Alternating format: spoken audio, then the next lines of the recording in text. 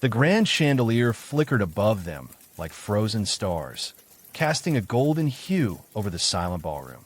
His fingers trembled as he reached out to lift the delicate lace veil. A hush settled over the room, though no one was there to see what would unfold. When he finally peeled it back, the breath caught in his throat. His knees buckled. He dropped to the floor with a cry no one heard. There she stood, not as the voiceless, shy orphan he had purchased from the convent, but as the exact replica of the woman he had lost 15 years ago. His dead fiancée. But she hadn't aged a day. She opened her mouth, slowly, painfully, and whispered the first words she had ever spoken to him. "Do you remember me, Aiden?" And then everything went black. 6 months earlier, rain beat down on the roof of the Bentley as it rolled through the gates of St. Augustine Orphanage. The building stood like a silent ghost on the edge of the cliffs, shrouded in mist. Aiden Thorne, billionaire heir to the Thorne Empire, sat in the back seat, eyes narrowed, jaw clenched. He was not a man who smiled. Not anymore. He wasn't here to adopt a child. He was here to buy a bride. It was a strange request. But Aiden didn't do ordinary. His assistant had combed through dozens of orphanages before stumbling upon this one. "There's a girl," she had said over the phone. "She doesn't speak. Never has. But she's different." That was all he needed to hear. The doors of the orphanage groaned open. Sister Miriam, a stern woman with tired eyes, greeted him with a silent nod. "She's in the chapel," she said. Aiden walked alone, past long halls, past crooked portraits of saints. The chapel door creaked when he pushed it open. She sat alone in the pew, staring up at the stained glass of the Virgin Mary. A girl with pale skin, long dark hair braided neatly, and eyes like deep water, silent, unreadable, sad. She didn't flinch when he stepped in, didn't even turn. "She doesn't talk?" he asked. "No," Sister Miriam replied from behind. Not a word since she was left here 16 years ago. Not even a cry. He stepped closer. "Name?" "We called her Elise, but we don't know if it's hers. No one knows where she came from. She just appeared on the orphanage steps." Aiden looked down at the girl again. Something twisted inside him. He didn't believe in fate, but this felt like more than chance. "I'll take her," he said coldly. "Prepare the paperwork." That was how it began. Not with love, not even with kindness, but with curiosity and something darker. He brought Elise back to his mansion on the hill, a castle of glass and stone. She said nothing. She only watched, silently, like she knew something he didn't. The staff whispered about her, called her the ghost bride. He didn't care. He gave her everything. Silk dresses, jewelry, a room bigger than the chapel she prayed in. But she never smiled, never thanked him. Still, she obeyed. She always obeyed. She never asked why he had chosen her. Never questioned the wedding date he set for 6 months later. Never reacted when he showed her the ring. But some nights, he caught her staring at the moon with tears in her eyes. Sometimes, he thought he heard her humming a tune he couldn't place. One night, he woke to find her standing at the foot of his bed, watching him. Her lips moved, but no sound came out. "Can't sleep?" he asked, half asleep. She only tilted her head, then walked away. Each day that passed, Aiden found himself more drawn to her. Obsessed, even. Not with her beauty, but with the mystery, the silence. Something about her reminded him of someone he had buried long ago. 15 years earlier, before the money, before the empire, he had loved a girl named Lila. She had a soft laugh, played the violin, smelled of roses and ink. They were going to get married. Until the fire. The doctors had said she died instantly. He had never gone back to the remains of the chapel they were to be wed in. He had locked away every photo, every letter.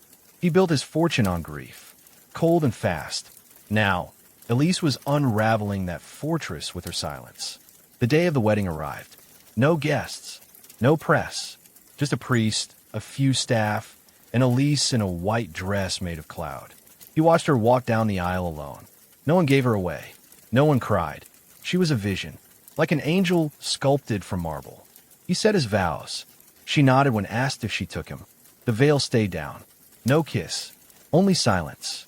He signed the certificate, took her hand, led her up to the master bedroom. She never said a word, until that night, when she removed the veil, and Aiden Thorne fell to his knees. A week before the wedding, Strange things had started happening. The gardener quit. Said he saw Elise standing in the rose maze at midnight, barefoot, whispering to someone who wasn't there. The cook claimed to hear violin music in the halls, though there were no instruments in the house. And the dogs, loyal, trained, calm, growled at Elise whenever she passed. Aiden didn't believe in ghosts, but even he couldn't explain the mirror in the east wing shattering when Elise walked by. Still, he dismissed it. She's just different, he told himself. But the staff were scared. She's not right, whispered Maria, the maid, eyes wide. She doesn't eat. I never see her sleep. I swear she disappears when no one's looking. Aiden scolded them, told them to stop the rumors. But the night before the wedding, he found something strange in Elise's drawer. A burnt locket. Inside, a tiny portrait of a girl who looked exactly like her. And carved into the back, the name, Lila. He dropped it, heart racing. No, it couldn't be. She would have been older. Changed. This was madness. But when he looked up, Elise was standing in the doorway, watching him, as always. He didn't sleep that night. The next day, she became his wife. And that night, when she lifted her veil, he realized it wasn't just her face. It was her. All of her. Lila. Returned. Unaged. Alive. And then she spoke. Do you remember me, Aiden? His world cracked open. He fell. Darkness took him. And in the silence, he heard the violin. The tune she used to play. Only now, it sounded like a warning. Aiden woke to the smell of smoke. The room was spinning. He was lying on the cold marble floor of his bedroom, drenched in sweat. The bed, empty. The veil, crumpled on the floor beside him. His hands trembled as he touched his chest, his face, trying to make sense of what had just happened. Was it a dream? No. The air was still thick with something strange, like burnt roses and old ash.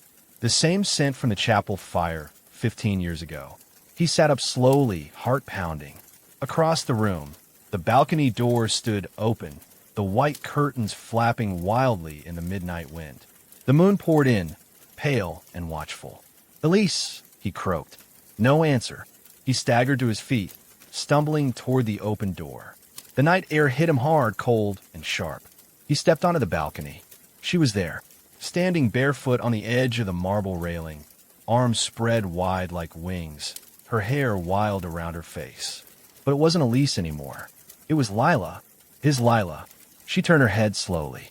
Her eyes were different now, glowing faintly. Not with light, but with something ancient. Something that didn't belong in the world of the living. I waited, she said. Her voice was soft but echoing, as if 100 voices whispered with her. Aiden's heart twisted. He could barely breathe. You died, he whispered. I burned, she said simply. And I came back. He reached out, but she stepped down from the railing, her feet never making a sound on the stone. Why now, he asked. How is this possible? She didn't answer. Instead, she walked past him and into the room again. He followed. When he turned on the lights, she was standing in front of the mirror. The glass was rippling like water. Lila, Elise, raised her hand and touched the surface.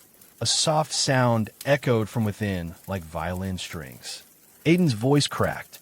What are you? She looked at him through the mirror. I don't know anymore. The next morning, everything was normal. Too normal. The bed was made. The veil gone. Elise was in the garden, seated by the fountain, hands folded like a porcelain doll. She didn't speak, didn't look at him. The staff acted like nothing had happened. Aiden felt like he was losing his mind. Had he imagined it all? He sat across from Elise at breakfast. She sipped her tea quietly, eyes lowered. Her hair was braided, her lips pale. She looked like Elise again, silent, obedient, blank. But he saw it now, the small things. The way her hand trembled slightly when she touched metal. The way her shadow flickered even when she didn't move. The way she hummed the same violin tune Lila used to play. He excused himself and went straight to his study. He opened the safe and pulled out the sealed envelope he hadn't touched in years. Lila's death certificate. He tore it open and froze. The name was correct. The date. The place. But something had changed. The photo attached. It wasn't the Lila he remembered. It was Elise. The exact same face. Impossible. He picked up the phone and dialed his old friend, Dr. Emery Green, a retired forensic analyst. "I need a DNA test," he said. "Urgent. Discreet." "On who?" "My wife," he said, then added quietly, "and someone who died 15 years ago." That night, he went to the East Wing, the oldest part of the house, rarely used. He had a hunch, a memory, the old ballroom. He hadn't stepped foot in it since he inherited the estate. He pulled the double doors open. Dust exploded into the air. The chandeliers were coated in cobwebs. The walls cracked. And yet, the grand piano was clean, pristine. A single rose lay on the keys. He walked over, heart in his throat. A sheet of music was open, notes scribbled in red ink. Lila's handwriting, the piece she was composing before she died. Suddenly, the air shifted. Cold rushed past his neck. A soft sound rose behind him. The violin, playing, slow, haunting. He turned. No one. Then the chandelier flickered. And Elise was there, standing at the far end of the ballroom, in a black dress, her eyes wide, her lips parted. She raised the violin, played 3 notes. The chandelier burst above them. Glass rained down. Aiden dove to the ground. When he looked up, she was gone. But the music kept playing. The next morning, he confronted her. She sat by the window, stitching embroidery into a handkerchief. "Elise," he said, "or Lila, or whatever you are." She paused, then slowly looked up at him. Her eyes were blank. "I know you're not normal. I know something happened that night. I saw the music, the photo, the violin, the mirror. I told you," she whispered suddenly. "I came back." Aiden froze. "You remember?" She nodded. "I remember everything." He moved closer, carefully. "Then tell me how. Why?" She lowered her head. "I didn't mean to. I didn't choose this." He crouched beside her. "Then who did?" She swallowed hard. "There's something in the fire. It lives in the space between life and death. I was trapped for years. They gave me a way out. But I had to come back as someone else." In silence, he stared at her. "Why me? You were the only name I remembered." Aiden felt like screaming. "This thing, is it still inside you?" She didn't answer. Her hands began to shake, and then the lights flickered again, all across the mansion. And outside, the garden turned still. No wind, no birds, no sound, just silence. And in that silence, a whisper, not from Elise, not from Lila, for something else. "You broke the vow." The mirror behind them cracked, and the walls groaned. Elise looked at him with horror. "It's coming," she whispered. "I didn't finish the bargain. I came back, but now it wants you to." Suddenly, the floor beneath them shuddered. Books fell from the shelves. The chandelier above them swayed dangerously. And from deep beneath the mansion, something growled. Low, hungry, ancient. Then came the scream. Not Elise. Maria, the maid. From the lower halls, Aiden ran, down the grand staircase, into the servants' corridor. And there, lying in a pool of blood, was Maria, her eyes wide open, lips moving, trying to say something. But no sound came, not a single word. Elise stood at the end of the hall, her veil in her hands, her eyes glowing once more. The violin started again, and every mirror in the house shattered at once. The mirrors didn't just shatter. They screamed. The sound was sharp, bone deep, a shriek that wasn't human. Aiden clutched his ears, stumbling as the broken glass sprayed across the hallway like flying knives. Elise, or Lila, stood still, untouched, the veil fluttering in her hands like it had a life of its own. Behind her, the air seemed to twist, like heat rising from fire, except it was cold. So cold that the walls frosted, the paintings cracked, and Maria's lifeless body began to steam where it lay on the marble floor. Aiden took a step back. Elise, he said, barely able to hear himself over the rising hum. You have to stop this. She looked at him, tears in her eyes. I can't. And then the veil in her hand rose. On its own, it floated above her head and then vanished. Just like that, the light in the corridor went out. All of it. Darkness swallowed the mansion. The only thing left was the echo of the violin playing from somewhere deep in the walls, soft, sorrowful, and getting louder. Aiden turned to run, but the hallway behind him was gone. Not just dark gone, a wall where there used to be a passage. He spun back. Elise was no longer there, only the blood on the floor. and Maria's mouth, still twitching, still forming silent words. Aiden fell to his knees beside her. He leaned in close. "What are you saying? What is it?" Then, like a match striking his mind, he understood. He read her lips. "It's not her." 3 hours earlier, the DNA test had come back. Dr. Emery Green arrived personally, his face pale as the envelope he handed over. "There's no match," Emery had said. "Elise and Lila are two different people. Not twins. Not related. Nothing. But what?" Emery glanced over his shoulder, lowered his voice. "The DNA isn't right, Aiden. It's not complete. Almost like it's copying human DNA, but hasn't finished." Aiden frowned. "What does that mean?" "I don't know, but it's not natural. Whatever she is, it's not fully human.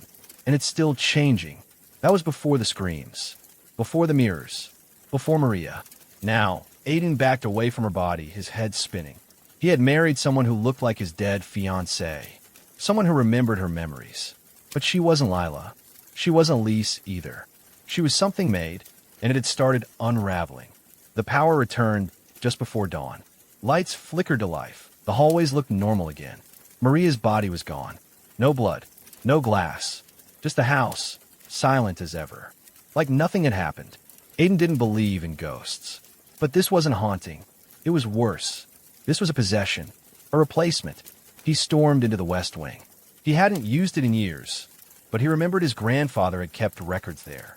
Occult ones, books from old wars, witch trials, rituals, things most people laughed off. He wasn't laughing now. He found the iron-bound trunk beneath the floorboards, just like he remembered. Inside, old tomes, dust-covered and cracked, written in Latin, Greek, and symbols he couldn't name. He flipped through feverishly. Then he found it. A page with a sketch. A woman's face, familiar. Too familiar. Eyes wide, mouth stitched closed. Beneath it, one word. Votum. A vow. A soul given to a dark spirit in exchange for resurrection. But the price? Silence. Obedience. And host. The host body wasn't the original soul. It was a vessel, reshaped with memories pulled from the one who made the vow. A copy. Aiden stared at the drawing, hand trembling. Lila had made a vow before she died. But the thing that came back? It wasn't her. It was a vessel, a creation shaped by grief. And now it wanted more. The violin music returned, this time from inside the study. He turned slowly. Elise stood there, her face pale, her eyes blank. "I didn't mean for it to happen," she whispered. "I just wanted to come back to you. I missed you so much." He looked at her, really looked. She wore Lila's necklace. She knew her lullabies, her handwriting, but her shadow moved wrong. It flickered even when she was still. "Where's Maria?" he asked, voice low. Elise didn't answer. Instead, she stepped forward, reaching out a hand.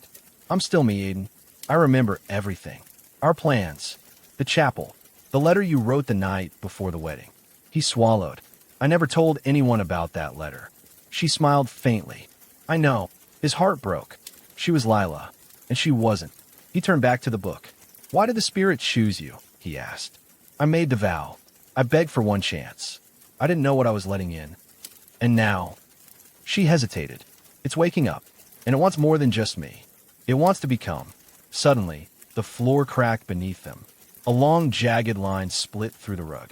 Aiden backed away as a gust of icy wind rushed up from the crack. "Elise, we have to stop it." "I know," she whispered, "but we can't do it here." The ground rumbled again. The windows shattered inward. "We have to go back," she said, stepping closer.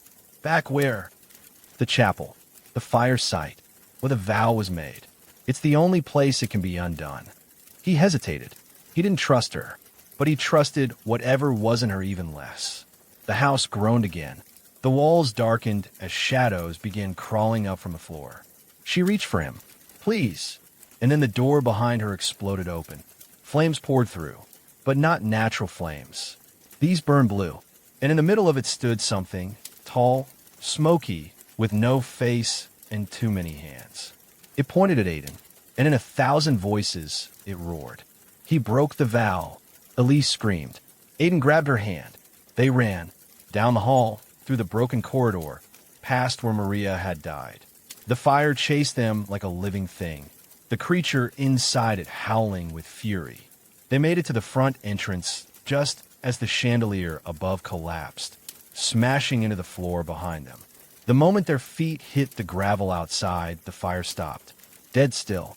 The mansion stood behind them, untouched, windows unbroken, roof whole, no sign of damage, no sign of life, like nothing had happened, except the violin, still playing, still weeping.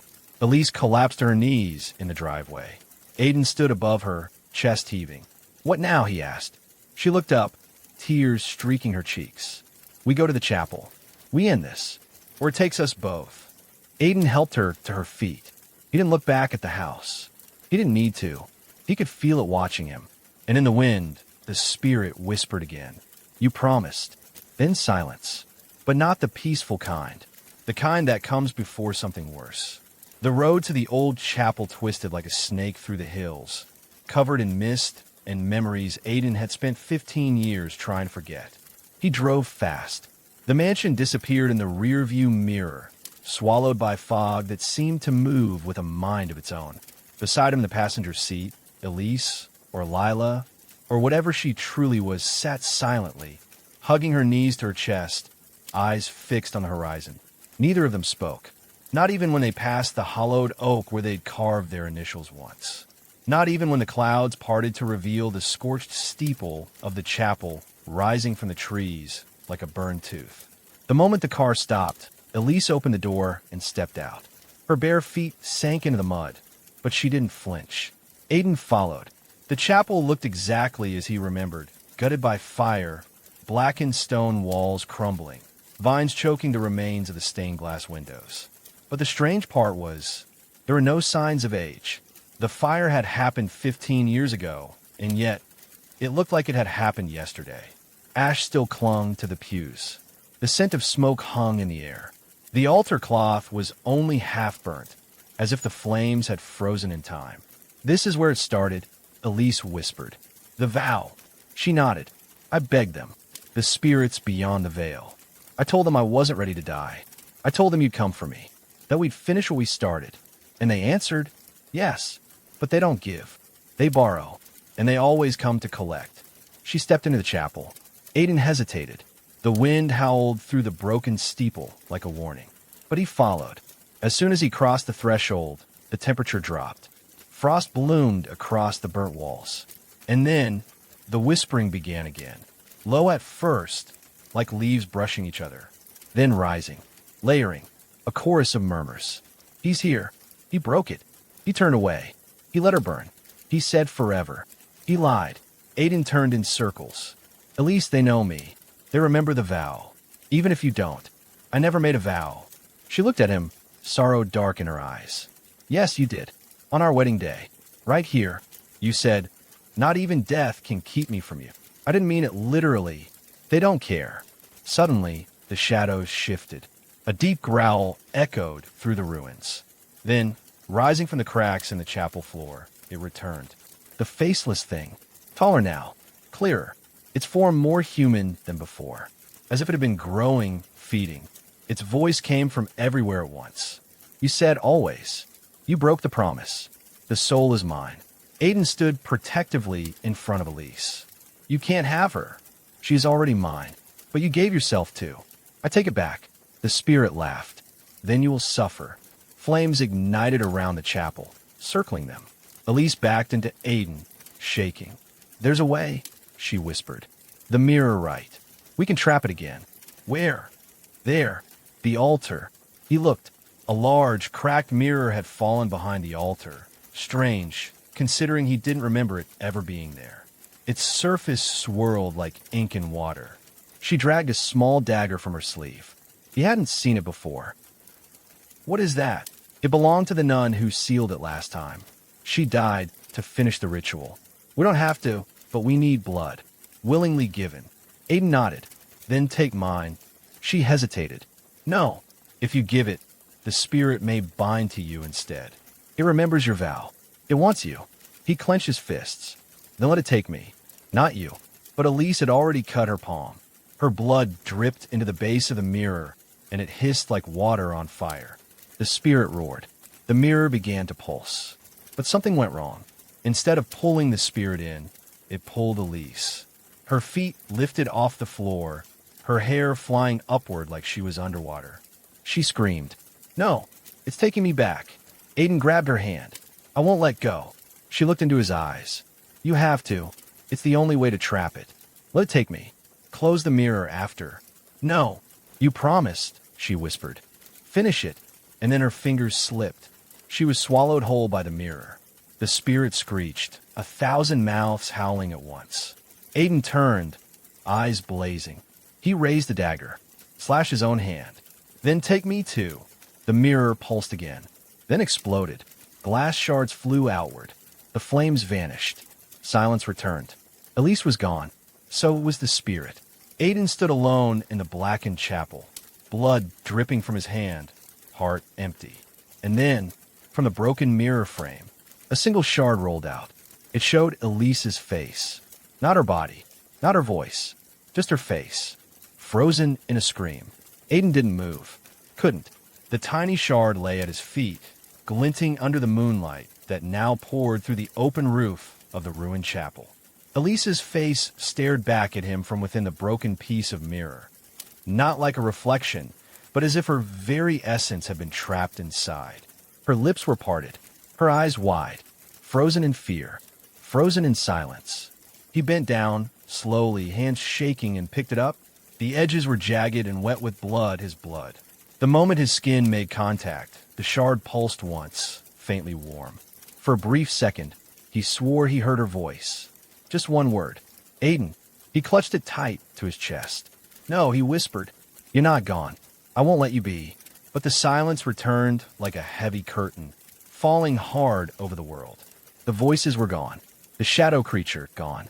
The mirror, now shattered completely, reflected only the fractured image of a man on the edge of madness. He staggered out of the chapel into the cold night air. The clouds had cleared.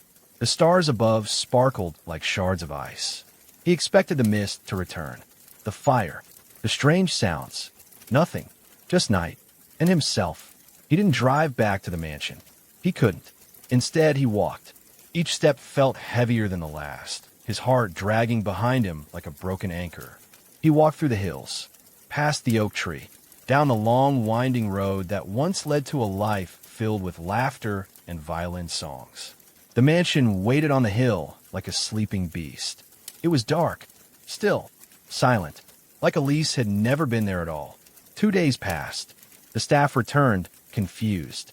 Maria was back, alive, unharmed. She didn't remember a thing. "I went to clean the east wing," she said, scratching her head. "Then I woke up in my bed this morning. Must have fainted. But I'm fine, Mr. Thorne. Really." Aiden didn't correct her. He nodded, told her to rest. He told the others the same, that Elise had gone to visit her relatives, that she'd be back. He said it every morning, to himself, to the empty walls, to the small silver shard he kept in his pocket. Every night, he placed it on the piano and waited for a sound, for her, for anything. The violin never returned. By the end of the week, Aiden had read everything in his grandfather's occult chest. Rituals, spells, forbidden rites. He found the name of the entity, Davaleth, a spirit of vows and stolen souls. It answered to bargains born of desperate love. A spirit that never gave freely, only traded. He found the mirror rite, half burned in an old text. To bind a soul lost in the veil, one must offer a mirror, a name, and a wound freely given. But once sealed, the soul cannot return, unless the vow is undone at its root. The root, not the moment Lila made her deal, not the night Elise returned, but the moment he made the promise. Not even death can keep me from you. His words, his vow. He had called her back, and he had to find a way to take it back. On the 8th night, something changed. He awoke to the sound of soft music. Not the violin, the piano, playing, slow, hesitant, the tune she used to hum when she was nervous. He ran downstairs. The grand piano sat in the corner of the ballroom, and above it, the shard, glowing faintly. He approached slowly. The keys stopped playing. The room was dead still. He reached out and the shard began to float.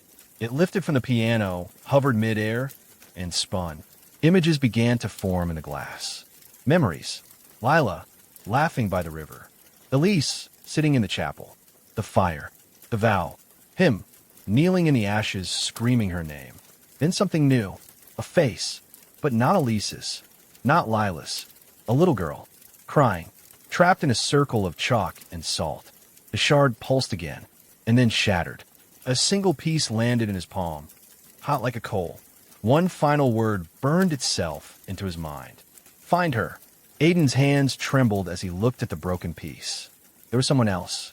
Another soul, another vessel, or maybe the original. Had Elise, or the thing that looked like her, pushed out another life to wear the shape of his lost love? He couldn't ignore it now. There were more answers. Somewhere deeper. Somewhere the spirit hadn't shown him yet. Somewhere Elise was trying to point him to. The next morning, he drove straight back to St. Augustine Orphanage. He hadn't planned to return, not ever. But something had changed. The spirit had been bound, but not banished. There was more to uncover, and it would start where Elise had been found, where she just appeared 16 years ago. The nuns greeted him at the gates with wary smiles. Sister Miriam looked older, tired. Her hands trembled slightly as she led him into her office. I never expected to see you again, she said. I need answers, Aiden said. About Elise. About where she came from. Sister Miriam hesitated, then slowly opened a drawer in her desk. She pulled out an envelope. Yellowed, sealed with wax. We were told never to open this. It came with her. You knew she wasn't normal? We knew she was special. Silent. Like she wasn't meant to speak in this world. She would disappear for hours, then reappear with no footprints. And sometimes, she'd hum songs no one taught her. Aiden took the envelope, broke the seal. Inside was a single piece of paper. One line, written in blood-red ink. She is not the first, and she will not be the last. Watch the girl in room 9. His chest tightened. What girl? Miriam stood slowly, her face pale. We don't keep anyone in room 9. Not anymore. He followed her through the hallway, his steps echoing. At the end of the hall, a black door. No handle, no keyhole, only a symbol scratched into the wood. The same symbol that had appeared on the mirror. The symbol of Davileth. Miriam handed him a rusted iron key. It opens from the inside only. But something has changed. A few nights ago, we heard, and that room's been locked for over a decade. Aiden stepped forward, raised his hand. The door creaked open on its own. Inside, the room was dark, cold, silent, and at the far end a girl stood. Not Elise, not Lila. Younger, thin, eyes wide with fear, hair matted. She stepped out of the shadows slowly. Her voice came out cracked. You're the one who called her. Aiden's breath caught in his throat. Who are you? She looked at him with eyes that were far too old for her face. I'm the girl she stole. The girl's voice echoed off the stone walls like a bell dropped in a well. Soft, hollow, haunting. I'm the girl she stole. She stood motionless, barefoot on the cold floor of room 9, wearing a faded linen nightgown far too small for her. Her dark hair was tangled around her face, her skin pale like she hadn't seen sunlight in years. But it was her eyes that struck Aiden the most, not just for their sadness, but for how closely they resembled Elise's. No, Lila's. He stepped closer, slowly. What's your name? He asked. She tilted her head. They call me Elle. The name cracked through Aiden like a thunderclap. Elise. The girl nodded once. That's what they started calling her. After me, his blood turned to ice. You mean she took your name? She took more than that. Elle turned and walked deeper into the room. Aiden followed, his breath tight in his chest. The room was much larger than it should have been. Stone beneath his feet. No windows. No furniture. Just chalk symbols on the walls and melted candles scattered across the floor. She came through the mirror, Elle said, her voice quiet but steady. When I was 9, Aiden froze. You saw her appear? I felt her, Elle whispered. One night, I woke up and she was inside me. I couldn't move, couldn't scream. She wore my face. She made the nuns think she was me. Aiden's knees almost gave out. You're the real Elise, he said, stunned. The orphan they found. Elle nodded. They didn't know. She made them forget. Made them see her instead. How did you survive? I didn't, she said flatly. Not in the normal way. I hid. Inside. In dreams. In the cracks. Wherever I could. Until the fire. Aiden swallowed hard. The chapel fire? She nodded. That night, something changed. The spell was never complete. Something pulled her back. And I woke up here. She pointed to the chalk circle around her feet. They sealed me in. The old nuns. Said I wasn't safe. Aiden stared at the symbols on the floor. Protective wards. Ancient markings of containment. Why not? Because I still have pieces of it inside me. Davaleth. She looked up. And so do you. Aiden stepped back. What? You made the vow. The spirit used your promise to shape her. It feeds on broken promises. On love that turns into obsession. I didn't know, Aiden said. I didn't mean for any of this. But you did call her back. And now she's stuck. In between. Screaming. Aiden reached into his coat pocket and pulled out the last remaining shard of the mirror. Elle's eyes widened. She's in there, he said. Trapped. I need to get her out. Elle didn't move. Her voice dropped to a whisper. Then we have to go to the well. The what? The place beneath the orphanage. The true center. That's where they made the first vow. Where he first answered. Davaleth. She nodded. If we go there, she said, we might be able to trade. Her soul for yours. Aiden clenched his jaw. If that's what it takes. You're sure? Elle asked softly. Because it's not just death. It's unmaking. You won't go to the other side. You'll be erased. Like you never were. He looked down at the shard in his palm. Elise's terrified face stared back at him. Trapped. Suffering. Yes, he said. I'm sure. Elle led him through a trapdoor hidden behind the chapel ruins. Down a spiral staircase made of stone and rusted iron. The air grew thicker the deeper they went. Each step felt heavier, as if gravity itself resisted their descent. At the bottom, a black iron gate waited. Carved into its arch were words in Latin. Ubi permissio facta est, ibi anima mene. Where the vow is made, the soul remains. Elle pushed the gate open. The chamber beyond was circular, with a deep stone well in the center, dry and cracked, yet radiating a dark pulse. Around it, mirrors, dozens of them, cracked, whole, warped, each held a face. Some screaming, some silent, all trapped. Aiden's skin crawled. Souls, Elle said softly. Broken promises, unfinished vows. He collects them. Then the air shifted. The torches lit on their own, and the room filled with the sound of violins. A single note, drawn long and slow, like a blade being unsheathed. The shadows rippled, and from within the well, he rose. Davaleth. No form, no face, just a shape made of smoke and voices. You return to the place of your lie. Aiden stepped forward. I want to make a trade. You already gave her. She is mine. Then take me instead. The spirit paused. The mirrors shimmered. A heart once broken cannot make a full vow. I will finish what I said. I will keep my promise. Not even death can keep me from her. The air shivered. The well cracked deeper. A wind howled through the chamber.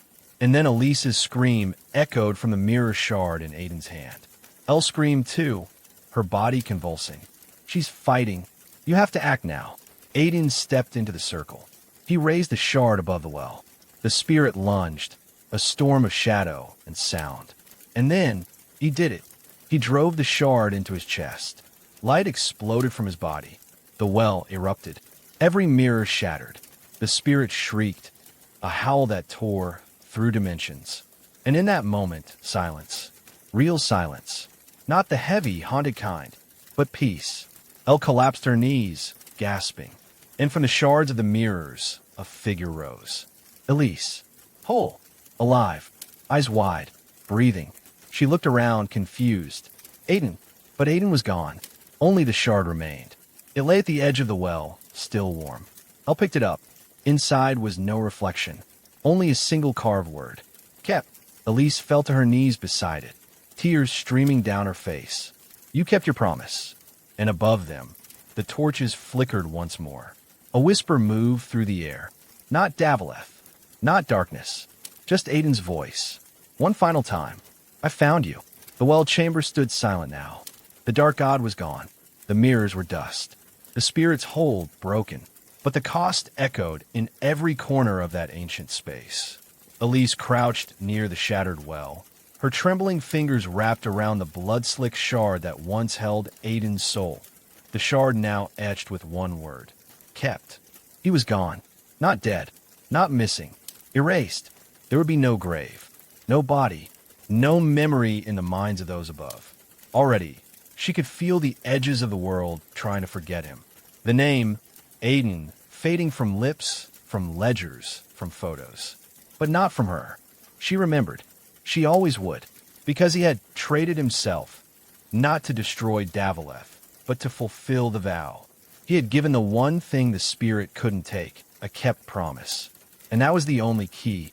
She clutched the shard to her chest, closing her eyes. It still pulsed faintly, like a dying heartbeat. Elle, the girl who had been taken, the girl who had endured in silence for so many years, moved slowly to Elise's side. He did it. Elise nodded slowly. Her voice was soft, distant. Why did he have to give himself? Because no one ever has, Elle said, her small voice wiser than her years. They all make promises and break them. Aiden kept his. They sat there a long while, under the torchlight in the ancient chamber that now felt hollow and still. Eventually, the torches dimmed. They climbed the stairs together in silence. One hand on the crumbling stone wall, the other holding each other tightly, both afraid to be alone now. When they reached the trapdoor, morning light spilled through like a blessing. The orphanage stood quiet above. The nuns were gathered in prayer. Birds sang again. Wind blew through the trees. It felt real, more real than anything had in weeks. But something was different. When Elise stepped into the sun, her legs trembled. The grass seemed to shrink from her feet. The wind avoided her face. Something was wrong, and she felt it immediately.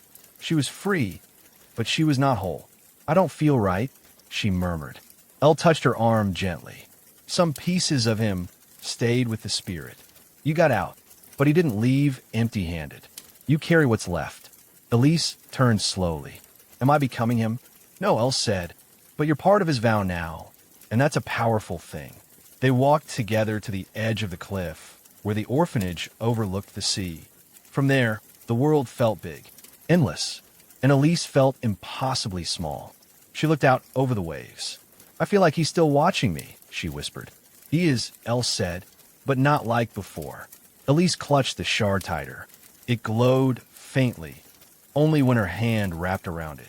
When she whispered his name, she had been created from grief, born of a broken promise. But now, she existed because someone had kept their word, and that was stronger than any spirit. "I don't know where to go now," she admitted. "Then we find out together," Elle said, taking her hand. "We finish what he started. Make sure nothing like this ever happens again." They returned to the mansion one last time. The grand house on the hill was no longer haunted, but it didn't feel safe either. It felt like a memory, one thick with pain, love, and sacrifice. They packed what little Elise wanted to keep: a photograph from happier time, a necklace that had once belonged to Lila, a journal Aiden had written before the wedding, pages filled with confusion and wonder as he tried to understand who she was, and the violin, silent now, strings broken. She couldn't bring herself to play it, but she carried it anyway. She left the mansion keys with Sister Miriam. The nun nodded without asking a single question. The look in her eyes said she knew, even if she couldn't remember why. No one remembered Aiden Thorne. Not the newspapers. Not the bankers. Not the board of the empire he once ruled. His name was gone. His records deleted. But Elise remembered. And that was enough. Weeks passed. Then months. Elle and Elise traveled far. To ruined libraries, forgotten temples, hidden monasteries. Everywhere they went, they found fragments. Pieces of the spirit's name. Of the vows Davaleth had twisted. They burned old altars. Broke mirrors sealed in cursed homes. Spoke to those who had heard the whisper. They were hunted by the shadows at times. But Elise was different now. She was the echo of a vow kept, and that gave her power the shadows couldn't touch. Sometimes, in sleep, she'd dream of the well again. The music would return, the sound of a piano key, just one, soft, gentle, and in those dreams, she'd see him. Not clearly, just a silhouette behind a mirror. Watching, waiting, smiling. She always woke with the shard in her hand, glowing gently. Then one day, as they entered a forgotten monastery on the edge of a dying forest, they found something Elise hadn't expected. A door, ancient, etched in the same symbol that had once marked the mirror Davaleth used. But this time, the symbol was broken, split down the center, and beneath it, written in ash, one word: return. Elle looked up at her. What does it mean? Elise stared at the door, felt the shard pulsing in her chest, Aiden's final whisper echoing in her ears. I found you. And deep within her, a new vow began to form. Not born of loss, but of hope. Then the door opened by itself. And beyond it, a voice. Real, warm, familiar, calling her name. Elise. She gasped, dropped the violin, and stepped forward. She stepped through the door without fear. Not because she wasn't afraid, she was. But fear no longer ruled her. She had crossed between worlds before. She had survived fire, grief, silence, and shadows. She had carried the weight of another's promise. Now, she stepped through for herself. Elle followed without hesitation, her small hand gripping Elise's as they passed into a space that wasn't earth and wasn't quite spirit. The door vanished behind them. They stood in a place of stillness. Not darkness, not light, just presence. The world around them was liquid and sky and memory all at once. Trees formed from thought. Stars blinked in and out like candle flames. A wind blew that carried no sound, only emotion. And then came the piano, a slow, steady note in the distance. Familiar, hopeful. And then a figure. Not smoke, not shadow. Him, Aiden, not a ghost, not an echo, but real, more real than anything. He wore the same suit from their wedding night. His eyes held her, saw her, not with surprise, not with confusion, but with the calm of someone who had waited, knowing she would come. He smiled. Hello, Elise. Her breath caught in her throat. Aiden. She ran to him. He caught her in his arms like it was the most natural thing in the world. Like no time had passed at all. For a long while, they didn't speak. They just held each other. And then, quietly, he whispered, You remembered me. I never stopped, she whispered back. Elle stepped forward, eyes wide with awe. Is this the veil? Aiden nodded. The place between, where Davaleth used to feed. But it's empty now. Quiet. What happens next? Elise asked, voice trembling. That's up to you. He reached out and placed his hand over the shard still pressed to her chest. It pulsed once, then dissolved into light. I gave up my name, Aiden said. My place in the world. But in doing that, I made a new one. Something purer, stronger. You became the vow itself, Elise whispered, understanding dawning. He smiled. Yes, a promise kept. And that power can't be erased. Tears slid down her cheeks. I want to stay, she said. With you. He looked at her gently. You can, but not yet. Why not? He stepped back slightly, brushing a strand of hair from her face. Because someone else still needs you. Elle. She looked up at Elise, eyes full of fear. I don't want to be alone again. You won't be, Elise promised. Aiden nodded. You gave me everything. Now you can give her what I can't. A life. A beginning. Not an end. Elise turned back to him. What about you? I'll be here. Always. He took her hands. When the time comes, we'll finish our story. He pressed his forehead to hers. Then, slowly, Aiden stepped back and vanished into the light. But this time, there was no scream. No silence. Only warmth. Peace. Elise turned. The door had returned. Waiting. One final path. She took Elle's hand and stepped through. 1 year later, the orphanage had changed. Laughter returned to its halls. New children arrived. Old secrets faded into dust. Elle and Elise were no longer whispers and shadows, but women of presence, of healing. Together, they restored the broken, burned the old rituals, built gardens where pain once grew. Elle played the violin now, badly, but with joy. And sometimes, Elise would hum with her. At night, under starlight, Elise still held one last shard, no longer glowing. But inside it, when she tilted it just right, a reflection, Not her own, his, smiling, waiting, and she would smile back, because vows once made in grief had become promises forged in love, unbroken, unshaken, unforgotten, and far above the chapel ruins, where a well once burned with shadows, flowers bloomed, and the wind carried music, soft, gentle, and whole.